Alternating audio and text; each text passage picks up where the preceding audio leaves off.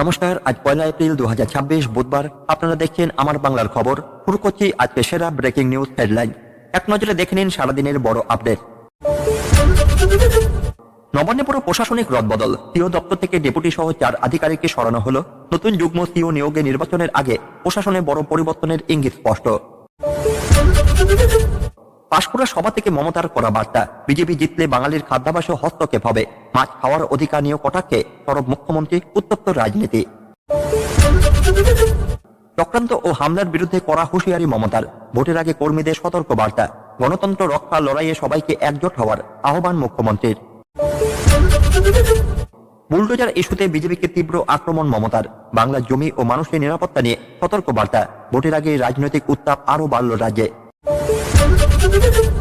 Gas ও petrol নিয়ে বড় সতর্কবার্তা মমতার, বিজেপিকে আক্রমণ করে বললেন সুবিধা বন্ধ হয়ে যাবে। উন্নয়ন প্রকল্পের প্রতিশ্রুতি দিয়ে ভোটের আগে প্রচার জোরদার। সরকারি প্রকল্পের খতিয়ান তুলে ধরে মমতার বড় বার্তা, কন্যাশ্রী থেকে লক্ষ্মীর ভান্ডার সব সুবিধা অব্যাহত থাকবে। ভোটের আগে উন্নয়নকেই প্রধান অস্ত্র করল তৃণমূল। বিহারের মন্দিরে ভয়াবহ পদপিষ্টের ঘটনা, 8 মহিলার মৃত্যু, বহু আহত, ভিড় নিয়ন্ত্রণে গাফিলতির অভিযোগ। ঘটনা তদন্তে নেমেছে প্রশাসন, শোকের ছায়া গোটা এলাকায়। বাগদা কেন্দ্রে জমজমাট লড়াই, শান্তনু ঠাকুরের স্ত্রী বনাম তৃণমূল প্রার্থী মধুপর্ণা ঠাকুর। আত্মীয়তা সম্পর্কেই রাজনৈতিক দ্বন্দ্ব, নির্বাচন ঘিরে উত্তেজনা তুঙ্গে। সিও অফিসের সামনে তৃণমূল বিজেপি সংঘর্ষ, ক্রম 6 ঘিরে বিক্ষোভ, পরিস্থিতি সামাল দিতে লাঠিচার্জ। এলাকায় উত্তেজনা, ঘটনাস্থলে কেন্দ্রীয় বাহিনী মোতায়েন। একসঙ্গে 2 সাপ্লিমেন্টারি লিস্ট প্রকাশ কমিশনের, প্রায় 3 লক্ষ ভোটারের নামে নিষ্পত্তি। কত নাম বাদ পড়েছে স্পষ্ট নয়। ভোটের আগে নতুন বিতর্ক শুরু। এবার চলুন একে একে দেখে নেওয়া যাক আজকের প্রতিটি বড় খবর বিস্তারিতভাবে। পশ্চিমবঙ্গ সরকারের সদর দপ্তর নবান্ন থেকে বড়সড় রদবদলের সিদ্ধান্ত নেওয়া হয়েছে। মুখ্য নির্বাচনী আধিকারিকের দপ্তর থেকে একসাথে 4 জন আধিকারিককে সরিয়ে দেওয়া হয়েছে, যাদের মধ্যে রয়েছেন একজন ডেপুটি সিও। এই সিদ্ধান্ত ঘিরে প্রশাসনিক মহলে ইতিমধ্যে ব্যাপক চর্চা শুরু হয়েছে। সূত্রের খবর অনুযায়ী এই রদবদলের প্রস্তাব দিয়েছিল নিজেই সিও মনোজ আগরওয়াল। তার সুপারিশে এই পরিবর্তন কার্যকর করা হয়েছে। এর পাশাপাশি স্বাস্থ্য ও পরিবার কল্যাণ দপ্তরে একজন অভিজ্ঞ আধিকারিককে নতুন করে যুগ্ম মুখ্য নির্বাচনী আধিকারিক হিসেবে নিয়োগ করা হয়েছে। নির্বাচনের আগে এই ধরনের রদবদলকে অত্যন্ত তাৎপর্যপূর্ণ বলে মনে করা হচ্ছে। প্রশাসন চাইছে নির্বাচন প্রক্রিয়া আরো স্বচ্ছ এবং কার্যকর করতে। বিশেষজ্ঞদের মতে এই পরিবর্তনের ফলে নির্বাচনী ব্যস্ততায় গতি আসতে পারে এবং দায়িত্ব বন্টন আরো সুশৃঙ্খল হবে। তবে বিরোধী মহলে একাংশ প্রশ্ন তুলছে, এই রদবদলের পেছনে অন্য কোনো রাজনৈতিক উদ্দেশ্য রয়েছে কিনা। সব মিলিয়ে নির্বাচনের আগে প্রশাসনিক স্তরে এই পরিবর্তন যে বড় বার্তা বহন করছে তা বলাই বাহুল্য। পাঁশকুড়ার জনসভা থেকে মমতা বন্দ্যোপাধ্যায় একেবারে ভিন্ন সুরে বিজেপিকে আক্রমণ করলেন। তিনি বললেন, একটি আসনে আমরা হারলে বিজেপি আপনার মাছ খাওয়া বন্ধ করে দেবে। এই মন্তব্য ঘিরে ইতিমধ্যে রাজ্য রাজনীতিতে তুমুল চাঞ্চল্য সৃষ্টি হয়েছে। মমতার এই বক্তব্য মূলত বাঙালির সংস্কৃতি ও খাদ্যাভ্যাসকে কেন্দ্র করে। তিনি বোঝাতে চেয়েছেন, রাজনৈতিক পরিবর্তন হলে মানুষের ব্যক্তিগত জীবনে পর্যন্ত প্রভাব পড়তে পারে। একই সঙ্গে তিনি ধর্মীয় সম্প্রীতির কথাও তুলে ধরেন এবং বলেন, দেশকে বাঁচাতে হলে সব ধর্মের মানুষকে একসাথে লড়াই করতে হবে। এই বক্তব্যকে কেন্দ্র করে বিরোধী শিবির পাল্টা আক্রমণ শুরু করেছে। তাদের দাবি, এই ধরনের মন্তব্য শুধুমাত্র ভোটের জন্য আবেগ উস্কে দেওয়ার কৌশল। তবে রাজনৈতিক বিশ্লেষকদের মতে এই ধরনের বক্তব্য সাধারণ মানুষের মনে দ্রুত প্রভাব ফেলে এবং ভোটের আগে তা গুরুত্বপূর্ণ ভূমিকা নিতে পারে। সব মিলে পাঁশকুড়ার এই সব রাজ্যের নির্বাচনী প্রচারে নতুন মাত্রা যোগ করেছে। মমতা বন্দ্যোপাধ্যায় নির্বাচনের আগে স্পষ্ট বার্তা দিয়েছেন, যত চক্রান্ত করো সব ব্যর্থ হবে। সভা থেকে তিনি কর্মী সমর্থকদের উদ্দেশ্যে বলেন, এই লড়াই শুধুমাত্র ভোটের নয়, এটি গণতন্ত্র রক্ষার লড়াই। তিনি অভিযোগ করেন, বিরোধীরা নানাভাবে বাধা সৃষ্টি করার চেষ্টা করছে, কিন্তু তৃণমূল কর্মীদের ঐক্যই সব চক্রান্ত ভেঙে দেবে। মমতা বিশেষভাবে মহিলাদের ভূমিকাও তুলে ধরেন। তিনি বলেন, ভোটের দিন মা বোনেরা রান্না না করে ভোট বাক্স পাহারা দেবেন, গণনার দিনও নজরদারি রাখবেন। এই আহ্বান কর্মীদের মধ্যে নতুন উদ্দীপনা তৈরি করেছে। রাজনৈতিক মহলে এই বক্তব্যকে অত্যন্ত তাৎপর্যপূর্ণ হিসেবে দেখা হচ্ছে, কারণ এটি সরাসরি মাঠের কর্মীদের সক্রিয় ভূমিকা নিতে উৎসাহিত করছে। সব মিলিয়ে নির্বাচনের আগে এই বার্তা স্পষ্ট করে দিচ্ছে, তৃণমূল লড়াইয়ের জন্য পুরোপুরি প্রস্তুত এবং শেষ মুহূর্ত পর্যন্ত ময়দান ছাড়তে রাজি নয়। বুলডোজার প্রসঙ্গ তুলে মমতা বন্দ্যোপাধ্যায় বিজেপিকে কড়া ভাষায় আক্রমণ করেছেন। তিনি বলেন, বাইরের লোকেরা এসে বাংলা দখল করবে, বুলডোজার চালিয়ে মানুষকে ভিটেমাটি ছাড়া করবে। এই বক্তব্যে স্পষ্ট তিনি ভোটারদেরকে সতর্ক করতে চাইছেন সম্ভাব্য বিপদের কথা তুলে ধরে। মমতা আরো বলেন, বাংলার প্রতিটি আসন মানে শুধুমাত্র রাজনীতি নয়, এটি বাংলার সংস্কৃতি ও অস্তিত্ব রক্ষা লড়াই। তিনি মানুষকে গুজবে কান না দিতে এবং সকাল সকাল ভোট দেওয়ার আহ্বান জানান। এই বক্তব্যে রাজ্যের রাজনৈতিক উত্তাপ আরো বেড়েছে। বিরোধীরা অবশ্য এই মন্তব্যকে অতিরঞ্জিত বলে দাবি করেছে। তবে বিশেষজ্ঞদের মতে এই ধরনের ইস্যু ভোটের আগে আবেগ তৈরি করে এবং ভোটারদের সিদ্ধান্তে প্রভাব ফেলতে পারে। সব মিলিয়ে বুলডোজার ইস্যু এখন নির্বাচনের অন্যতম বড় আলোচনার বিষয় হয়ে উঠেছে।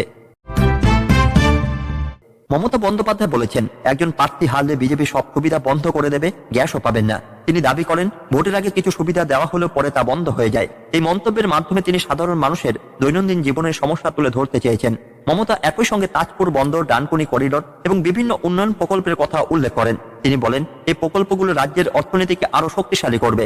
তার বক্তব্য স্পষ্ট, তিনি উন্নয়ন এবং জনকল্যাণকে সামনে রেখে ভোটারদের কাছে পৌঁছাতে চাইছেন। বিরোধীরা অবশ্য এই মন্তব্যকে রাজনৈতিক প্রচারের অংশ বলে দেখছে। সব মিলিয়ে নির্বাচনের আগে গ্যাস, পেট্রোল ও উন্নয়ন, এই তিনটি বিষয় এখন রাজনীতির কেন্দ্রবিন্দুতে উঠে এসেছে।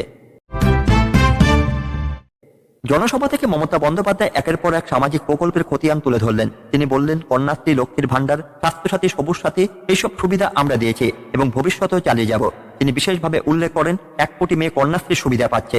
শিক্ষার্থী সাইকেল প্রকল্প এবং স্মার্টফোন দেওয়ার মতো উদ্যোগ ছাত্রছাত্রীদের জন্য বড় সহায়ক হয়েছে। কৃষকদের ক্ষেত্রে আর্থিক সহায়তার কথা বলেন তিনি।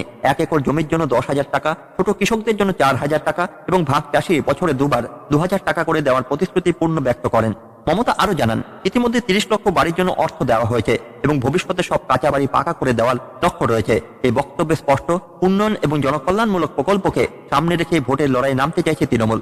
বিরোধীরা যদিও এই দাবিগুলিকে রাজনৈতিক প্রচার বলে দেখে, সব মিলিয়ে সরকারি সুবিধার এই তালিকা ভোটের আগে বড় ইস্যু হয়ে উঠছে। বিহারের এক মন্দিরে ভয়াবহ পদপিষ্টের ঘটনায় অন্তত 8 জন মহিলার মৃত্যু হয়েছে। এছাড়াও বেশ কয়েকজন গুরুতর আহত হয়েছেন, যাদের স্থানীয় হাসপাতালে ভর্তি করা হয়েছে। ঘটনার সময় মন্দিরে বিপুল ভিড় ছিল বলে জানা যাচ্ছে।